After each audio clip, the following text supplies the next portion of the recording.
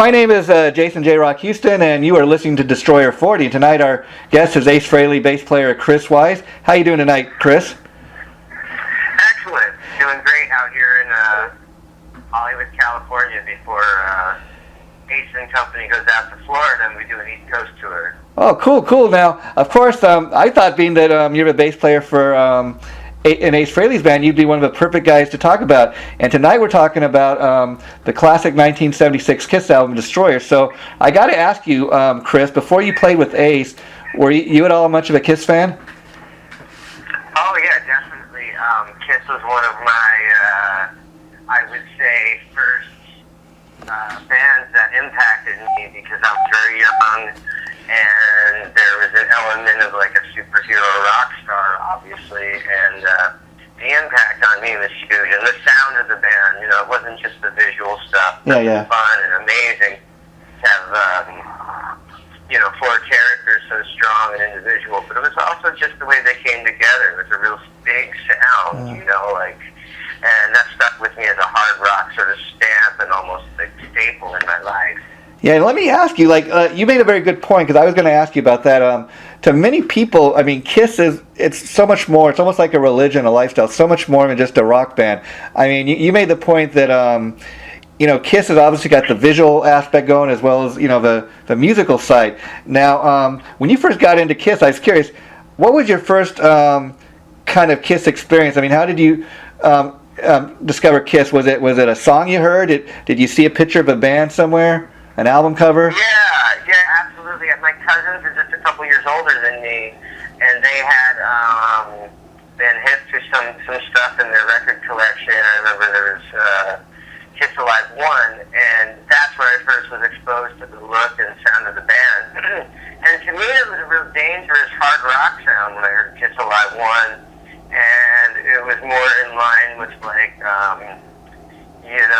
a concept where the band was kind of, people lose track of how things evolve sometimes. But the band was kind of a scary, edgy band at the time that had a Zeppelin Sabbath-like kind of heaviness to it at times. Yeah, people forget back then nobody knew what they looked like. So I can imagine when you first came across, your cousin's album cover for, Kiss Alive 1, you must have thought, oh, these are monsters, cartoon characters, or superheroes, like you were saying, and you had no idea what they looked like at the time. So there was a part of that played into the whole thing. Yeah, there was a mystique like no other time. It's like they really captured something that only they captured, which was that what do they look like type mystique and stuff. So and they had built up such a unique kind of presentation on stage with their, pyro and, just great light show and moving platforms and so on. Yeah, and you may people may not realize at the time, the first three Kiss albums really didn't sell that well. It wasn't until, like you said, Kiss Alive, it was released back in 1975, right before Destroyer. Because they had people really loved the live show, but they weren't getting, the records really weren't selling. And then that's why once a live hit, people got to hear, oh, this is what they sound like live. And I'm an old school guy, Chris. I don't know about you. I still love to hold a physical album or CD, in my hand and look at the artwork and stuff. And I'm a big fan of vinyl. I'm on the go a lot right now, but my first thing. In a couple more months, I think I'm going to settle down somewhere in LA again, and basically, I'm kind of itching to get my record collection going again. And that's how I experienced Kiss and all my first bands, and even Elvis and stuff like that. So, one thing about Destroyer that's really interesting is it captured more of the theater of the mind through kind of like the sound design, with like hearing the guy in the listening to the radio and so on at the beginning of the record before Detroit Rock City. Oh, yeah. And it's amazing you bring that up, because I think really when we start talking about Destroyer, I really think the secret ingredient there was Bob Ezrin. I mean, I'm right now looking at the Wikipedia screen for the Destroyer album, and I mean, besides producing the record, he's listed as a songwriter on every single track on that album, and he's a guy that produced all those early Alice Cooper albums. Yeah, and I think, that's great that they got with him on that, because now you kind of had this sort of guy who was sort of able to deliver their full kind of personality package that they had. He brought it out. Yeah, he brought it out, maybe what people weren't seeing before. And he almost became like a fifth member of a band. You know how creepy the kids were when you heard God of Thunder? Yeah. You're like, what is going on here? It's so out there, And it sort of really, he did a lot to kind of animate and capture and make more capture their animation and their theatrical kind of side, which was so cool of him to kind of do that. Yeah. Well, I don't know if you've ever heard this story, Chris, but it's pretty well known fact now that talking about the song "God of Thunder," which really that's what Gene Simmons became known as. That's like his character. And, originally, the song is written by Paul Stanley, and if you've got the Kiss box set, there's a demo version with Paul doing the original lead vocal, but Ezrin thought that it would be a much better song sung by Gene, and they really made it a vehicle for Gene Simmons, which is kind of an interesting thing. Yeah, well, that's something we're starting to lose a little bit today in our kind of, I think, rock and roll palette, is that, it's supposed to have a lot of balls and personality. You're not supposed to be, overly conscious about fitting in. I mean, these bands like that we grew up with, and Kiss is one of the best examples. We're obviously kind of fearless, right? Yeah. They're doing something that was someone could have judged them in one way or another, and they just stood above it all. It really got bigger and bigger. And see, I've heard the guys talking, through the years, like when they do interviews and stuff. I've heard Paul Stanley say several times that when Kiss first got together, they all went to see Alice Cooper, and that's how they kind of got the idea to do the makeup. And their thought was instead of having one guy get made up, why don't we have a band where all four guys get made up? Yeah, and that's a great, wonderful concept, because it created Kiss, and it created more and more personality in this one band, so I think it's just awesome. It's always made an impact on me. I have my band Owl. Yeah. Owltheband.net, if you want to catch any Owl stuff, it's always all up there on owltheband.net. And we just had this new record come out, EP this past one, and it's our third one. And a lot of the Owl mystique and sort of concept underneath the music, and I'm playing upright bass with a bow sometimes, distorting it, doing kind of interesting things that my character almost picks up more on, the Owl character picks up on something maybe a little bit in line with Kiss and a little bit in line with Iron Maiden. We've been talking about, if you check out some of our videos, especially our first one, we had this Owl character, kind of a vampiric, mystical character in the first video, where we all kind of turned into these owls, and the Batman animator did it. So Kiss has always had a big impact on me, and I would say that, one of the really cool things about it is it's very musical stuff. I was in the Cult for many years. Yeah. And I started getting with Ace, first as a guest before I joined on fully, in the Ace Frehley band, and really took on all the touring and recording and stuff. Now let me ask you, Chris, about that, because I know you've kind of become like his right-hand man in the band, so to speak. How did you and him get so tight? Well, I just think there was the timing with Ace having, kind of a pretty big comeback with his record deals and books, his book that really did well as a bestseller. And I think he just was on the upswing, being healthy and sober. He's for like nothing years. Yeah, and he's just ultra focused on his career and stuff like that. So I think what happened was he wanted to get together a really strong band, and it's funny. People are always asking me in a funny way, well, which guy are you that doesn't understand it? Yeah. Well, we don't do that.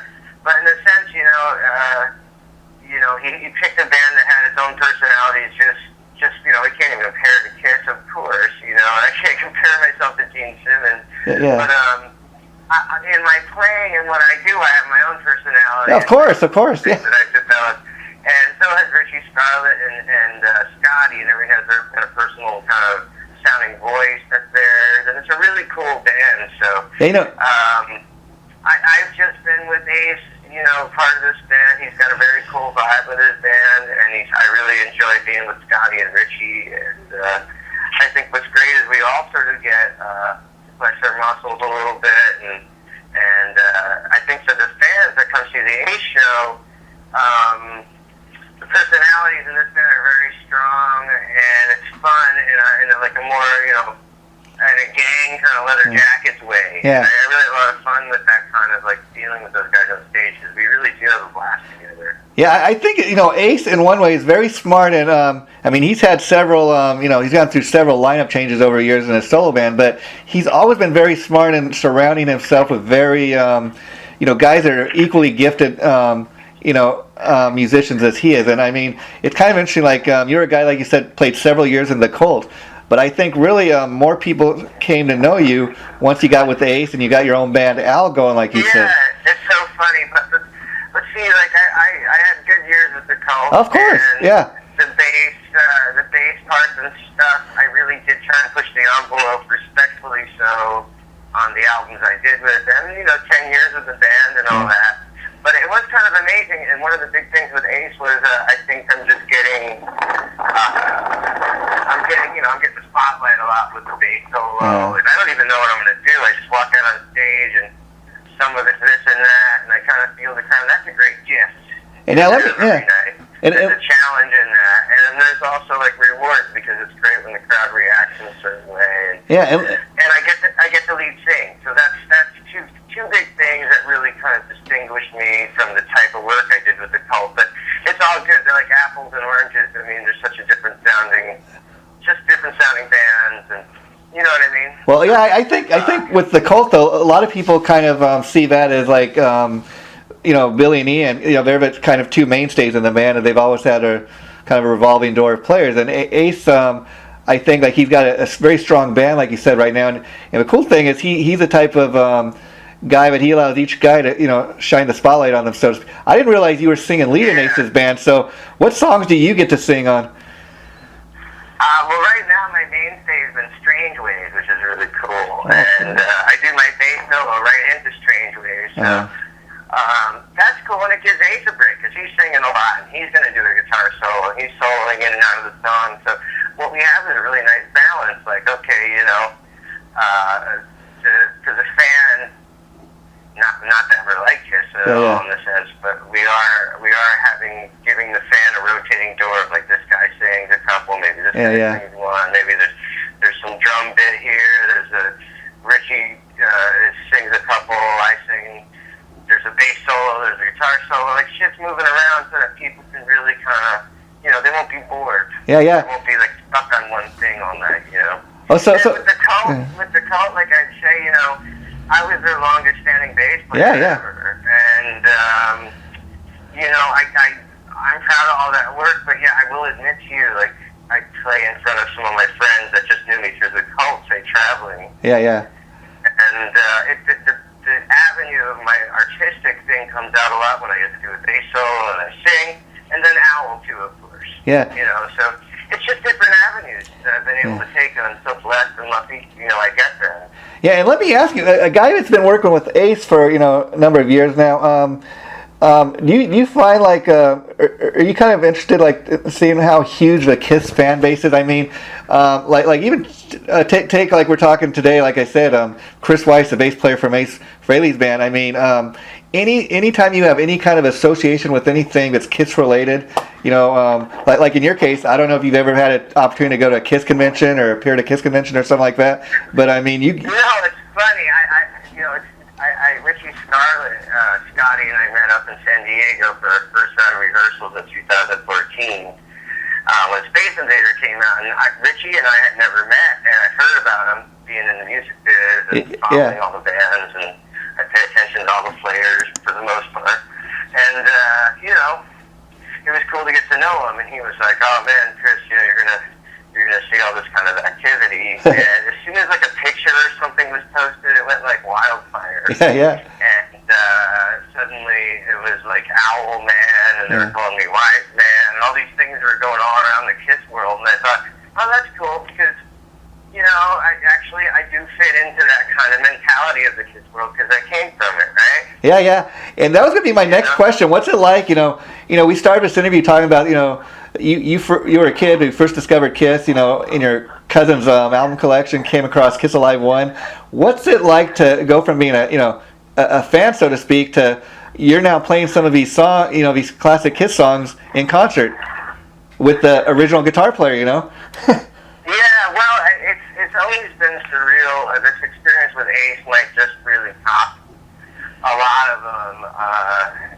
But of course, I've had a lot of big experiences in the sense of who the artists were. I do remember Ozzy coming to me being a mind blower, and I remember I did a session with Mick Jagger, and that was kind of a mind blower. But in the moment, I'm always looking at it like, I just want to make Ace happy and kick ass tonight and have a good time. And he's kind of got that same mentality, like, let's just have fun and kick ass. And, I think always in the moment you're kind of looking at the work at hand as opposed to worrying about how you feel. No, I hear you. I was just kind of, I was kind of thinking. That's my mechanism. And then on the way home, of course, I've always said to myself, like, holy cow, I'm doing this. Yeah, I mean, you know what I mean? Yeah, I just feel like you're not thinking about it. I just kind of picture how I would feel like, oh man, I grew up listening to these songs, and now I'm getting a chance to play them in concert. That would be kind of a unique feeling. And let me ask you, going back to being a Kiss fan, Chris, were you at all influenced by Gene Simmons' bass playing? Oh, well, I would say more his concept of writing and songs and the bass being a real active part of the band. And, I like that he's aggressive. And you have to admit there's some great fucking bass lines on all those albums, all those fucking great riffs that he added to not only his character as like this, of course he's, been blown up as the character. Yeah. But he's also been this great bass player. You go back through all those songs, I mean, come on, here's a guy that's got like some huge hits and, huge sounding bass. So you go back to it and you really look at it that way. Yeah. I would say it's always sort of influenced me, and I like how aggressive and confident he is. It's one of my biggest things I've always liked about Gene. Like, wow, this guy, he never seems like timid, does he? No. And you know what I mean? That's amazing to me, and I think just that's the whole message that Kiss is be what you are and make no excuses about it.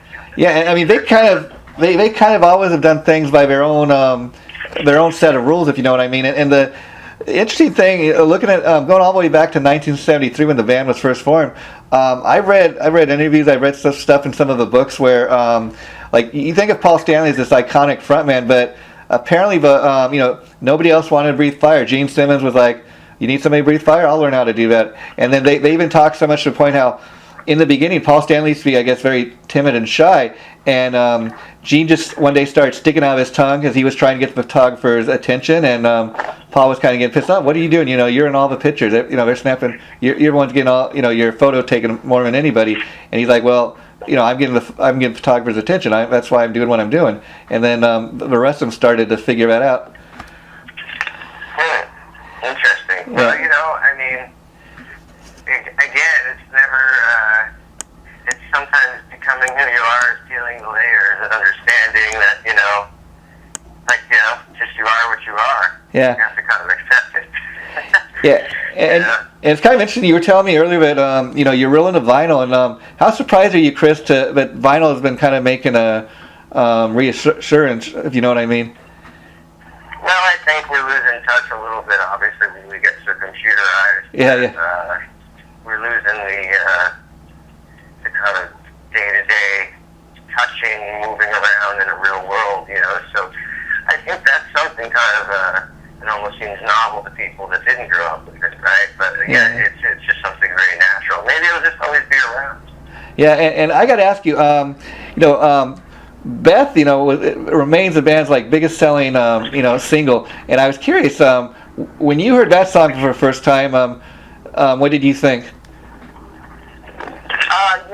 I think I was kind of already excited about the whole multi-personality thing of Kiss, and I just sort of kind of accepted the fact that, especially on the Destroyer record, which is the main kind of point, is I think that's what showed the band's diversity and showed that they had depth and they had different kinds of songs and just rock songs, hard rock kind of style things.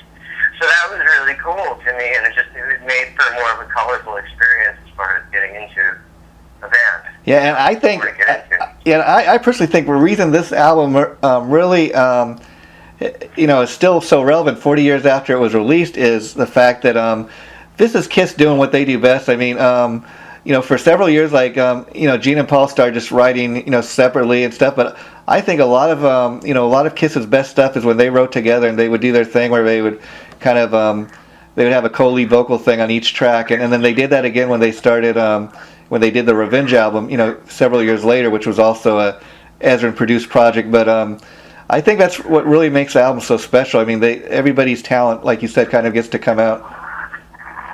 Yeah, and that's what that record really was. It was sort of like a peak experience at an album, Kiss, where they were really all, I'd say, well represented in some regards.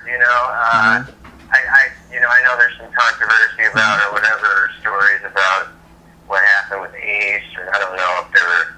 I don't know if they were butting heads and all that, but whatever. It's a great record. So I think some of those solos are classic and sound amazing, and however they worked on it is whatever they did back then. But it's a great album. And now let me ask you about that, because I was reading here that as we were speaking that. This has become more of a known fact, the last recent years. But Dick Wagner, who was one of the original guitar players for Alice Cooper's band, like you're saying, he was brought on to play lead guitar in Flaming You, Sweet Pain. He played an acoustic guitar on Beth because Ace was unable to do it for whatever reason. Now, my question to you is, what do you think about a band bringing in a guest musician to do a guest spot when they already have a guitar player? I mean, and what do you think about the fact that they kept that a secret so many years?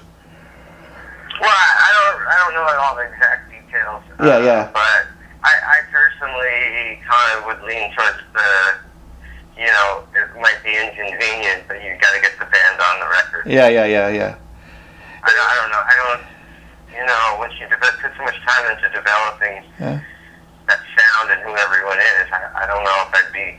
But see, it's like, once again, I'm not aware of all the details. No, I'm just talking about stuff that I've read online and heard over the years. But I guess the point I'm trying to make here is, Ace Frehley, he played the guitar on most of the album. Now, as a Kiss fan yourself, is this something you would rather not know that, hey, they had this other guy come in, or would you rather just not know about it?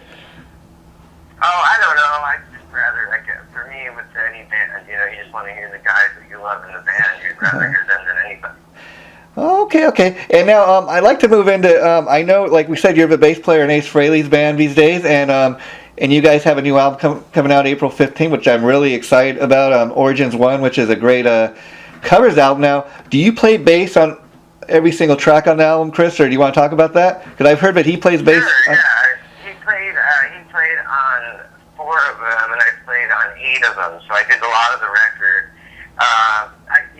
Things happen kind of spontaneously. Of course. I wasn't in town or whatever, and he did it. And it's cool because he's always done a little bit of his own bass. It's part of his history. But man, I got to do versions of for the first time, Parasite. Yeah. Cold Gin. I did Street Fighting Man. Spanish Castle Magic. I'm sure it's all there in the credits, whatever. But Yeah. To the record, that was a really awesome experience. And one of the really cool things I got to bring up is that Ace engineers everything for me. Like by the time we do bass, it's just he and I. Wow. That's how we've done a lot of it. So I did that on all of this new record. It's just Ace engineering, and he's really good with Pro Tools. And really, we have such an easygoing time. We just hang out in his home studio and kind of jam away, and he'll give me like a little prep on how the track's going, and so it's kind of he and I when we work on the bass, just the two of us for each track and jamming, and it's real loose, but we get real focused fairly quickly, and what's really cool is that he engineered all the bass tracks. Yeah, wow. And you know, I got to ask you. This may be hard to do, but off this new album, do you have a favorite track that's really close to your heart? Well, I mean, I played on the Paul Stanley track, and that's really special. And I used to do some of these all-star band things in Hollywood with Camp Freddy, and that's how I met Paul. Actually, I met him a couple different times, but that's when I jammed with him. Oh, okay. I was in the band playing, so it was kind of interesting. And Ace said, "Hey, guess who's here? You know, Chris is here," and he sent a picture of me with his old key bass in the studio. And Paul was like, "Oh, great," you know. So it took a long time for those guys to work together again. So it was really special for me to be in the mix and play bass on that track. So that's a special moment. But I think Emerald's a really amazing track. I haven't heard that track yet, but that's the one I've heard everybody talking about, saying, you know, it's one of the best tunes on the album. And I understand you guys have been playing that live recently. Yeah, and I also worked on, I also did the bass on Street Fighting Man, and instead of more of the Stones, it sort of became a combination of Stones with the Who, and I did I kind of likened to end whistle bass riffing all over that song. I really dressed it up. Wow. So I did quite a bit. So 8 out of the 4, it's been over the last year or so. I've been going down to Ace's and working in the studio, and sometimes I do a couple and then a couple more. So I'm really glad. I mean, of course, he could probably play bass on everything, and there's a million guest bass players in the world, so I'm honored to be on all. On 8 out of the 12. Oh, that's great. Now, let me ask you, because now this is called Origins 1. Should we expect that there will be a part 2 to this, or do you know yet? Yeah, I would think that's very possible, but I don't think that's going to be the immediate future. Thing next. Yeah, I would think maybe,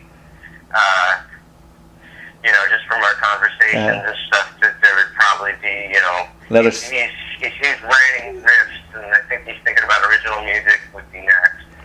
But you never know. But I think Origins 2, something like that can easily happen. I just don't think it would be right away. Yeah, and I think I've heard the track Parasite, and it's just a killer track. Now, of course, many people may or may not know that even though that song was originally done by Gene, Ace is a songwriter on that, and I understand back in the day he really didn't feel comfortable, singing lead, and I guess he feels more comfortable in doing that now. But I think it's great that he has finally a chance to kind of put his spin on, a tune he wrote. And I also could understand redoing Cold Gin, even though that was originally a song sung by Gene. Another example of that where Ace wrote the tune. He finally had the chance to kind of get people to put his spin on his own song.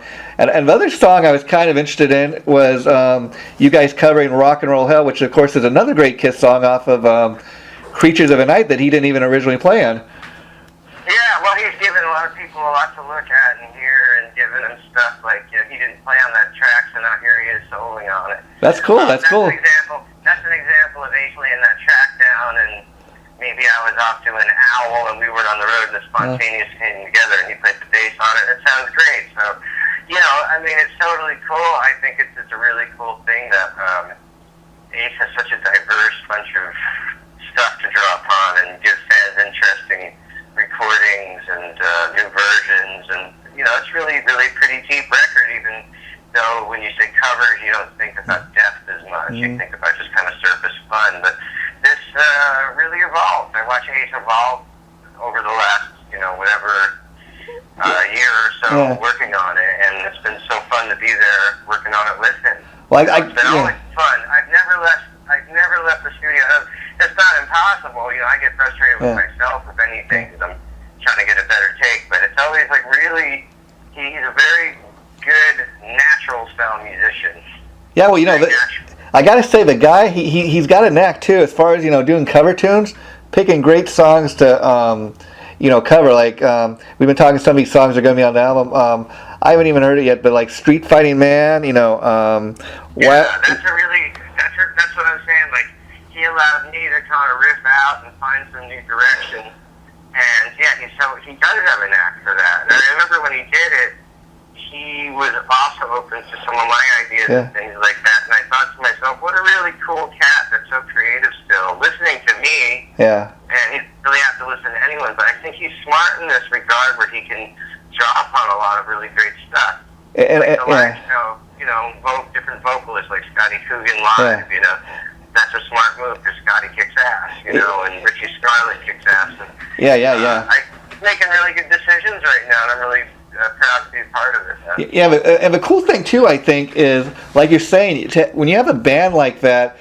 See, that's what makes a band like Kiss so great. You know, I'm talking now about the original 4 guys, you know, or even the guys that are in the band now, where you got 4 guys that can get up on stage. It's kind of like you know, hard rock Beatles. So you got more than one guy that's doing all the lead singing. You know, you got each of these guys are capable singers, are capable songwriters. And so you take any one of you guys, like you have Ace Frehley's band, you got your Al band, people can come see what you're all about, can come see you fronting a band, and that's what makes to me a band like that really, you know, focus and stand out. Yeah, and you know, there's plenty of room for more, and you know, I think tomorrow night I'm a guest at Lucky Strike, and they asked me to sing as well. Wow. I'm going to sing, and I'm doing upright bass only, so I'm sort of, I'm going for a walk through the neighborhood here, but I'm going to go back soon and kind of do a little woodshedding on slightly different versions of songs from the Doors and like Zeppelin, and I'm going to spice it up a little different so it's not what you've heard before exactly. And let me ask you, in regards to your Al band, if people want to check out the music or, you know, purchase any of the CDs, are they still in print? Are we still able to do that? Oh, yeah. Everything's up at owltheband.net. There's a merchandise part of the menu there. Start going by. Okay.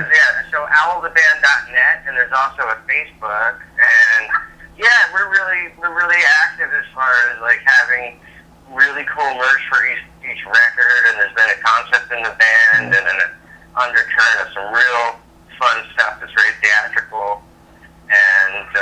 and of course I realize we're talking about money here. Everything, you know, there's a financial aspect to what you do, but you know, talking about the band Al and kind of it's got kind of a Kiss theme going and stuff. Have you ever thought of like doing like an Al DVD or an Al movie or something, kind of where you would, you know, create an album or something based and make a movie or something like that? Yeah, oh, absolutely, and that's part of the Kiss and maybe like Pink Floyd and Zeppelin kind of influence, Black Sabbath, where, you know, you're having fun. It's entertainment after all. And if you check out our videos on the owltheband.net site, you'll see that song Pusher was the, you know, the animation I was telling you about turning into owls, and there's like a mystical kind of vampiric, mystical side.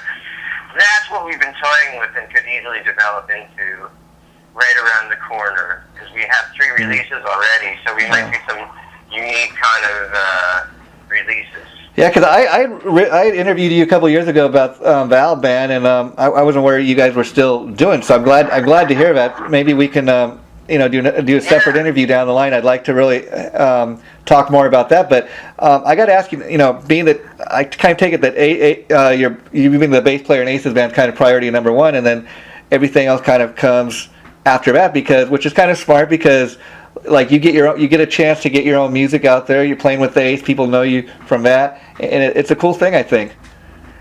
Yeah, you know, I've been embraced by, because I started releasing Owl stuff when I was in the Cults, and that was about 2009 or something like that when we released our first record, and the Cult fans embraced me quite well too, and I see the Ace fans are too. I get a kick out of everybody when they call me Wise Man or Owl Man. They start almost putting me in that Kiss world. And the pick I throw out to the crowd has Chris Wyse on it with the Kiss S's, and people all want. Oh, wow. And let me ask you, Chris, when you're playing with it's fucking integrated, is all I'm saying. Yeah, let me ask you, when you're playing with the Ace, obviously, you know, it must be fun to get up there and sing songs from time to time and get up there and play your bass and stuff. But how different is it for you, you know, when you're doing your own Al band and you're kind of the front man? Is that something you really enjoy, or do you have to really put a lot more thought into what you're doing? I do enjoy it. You know, it's a labor of love. It's one of those things. There's more on me because I'm the lead singer, just very simply in that regard. Yeah. There's been more on me because I've produced the 3 releases, and written them and or co-written, and with the Owl guys, Dan Dinsmore and Jason Mazillas, and believe it or not, we have 12 in the can right now. Wow. It's a super creative band, and the new album, which was the EP, came out this past July, and it was really exciting to announce I was joining Ace full on, and it came out in Bass Player Magazine, and in that was our teaser, Bass Player Magazine, that is. And our teaser was in the article, the new Owl, and a release date, and he said some very nice things about me in the article, and that I was going along with him, and it was really an exciting time. So there's a lot of content if you want to go out there and look up Owl. Oh, okay. I think everything's on the website. So and I just want to let you know more. I got a lot of stories I could tell you maybe another time. Yeah. We're going to get ready to wrap this up. Before we do, I just want to ask you a few more questions. In regards to Richie Scarlett, I'm really glad that he's back with Ace. Do you know whose idea was to bring him back into the band? Well, I think they were chatting again for the first time, and Joanne Scarlett, from what I understand, actually had something to do with the whole thing, because of course they had already played together and known of each other, but I think Joanne said, hey, Richie would love to be back with you or something in that neighborhood of, just simple calling back and forth. Oh, wow, how cool is that? Yeah. I think all the timing just laid itself out for Ace again. There's a lot of timing with Ace and I, when I'm hanging out with the band, Ace, there's a lot of synchronicity, but I think it probably really strangely just laid itself out, all the timing. Yeah, so everything that happened, and I feel like it was really something beyond me that pulled this band together, because you couldn't have done it. I don't know how you couldn't even have written the story. It's just another great thing that happens in life, where people are out there and energy spinning, but the wrong time, we maybe wouldn't have got together. Yeah, and so Scott Coogan, he's a drummer these days, because I know last few years he's gone between Scott and Matt Starr, but I understand Matt Starr's kind of had to step in for Pat Torbe, Mr. Big, and he's doing their live shows these days.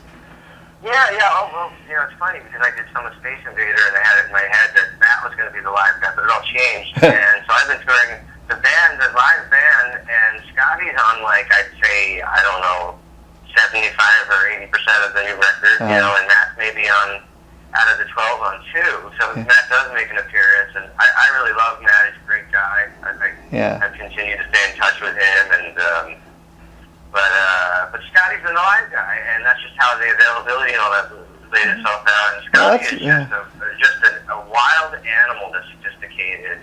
He's Irish, and I have a lot in common with Scotty.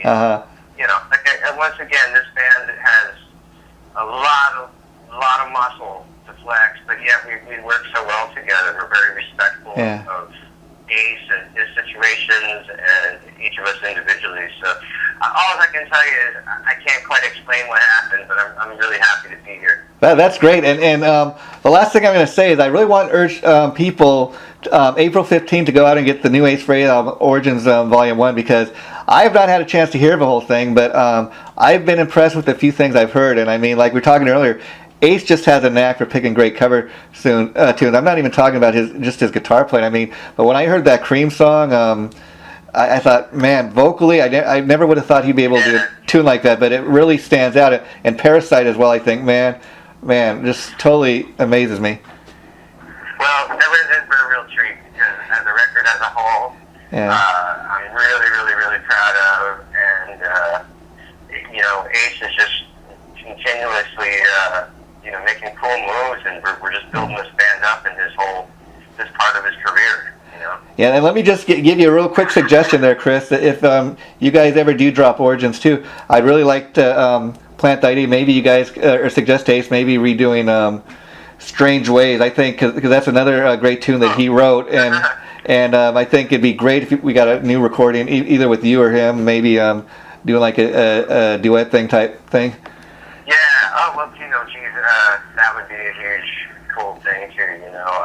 Like I said, I'm not saying for sure, but my feeling is the next kind of release would be original is what I'm. Well, that's great. People love that. Can never get it.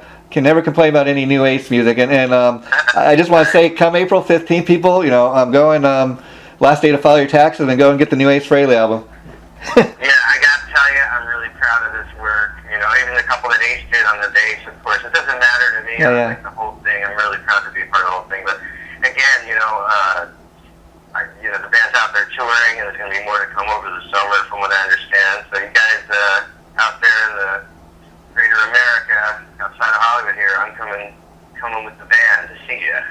And let me ask you, when you guys perform live, like talk about some of these songs where Ace played the bass on. When you go to perform them live, would you play the bass parts note for note like the way he does, or do you kind of try to put the Chris Wyse influence into it?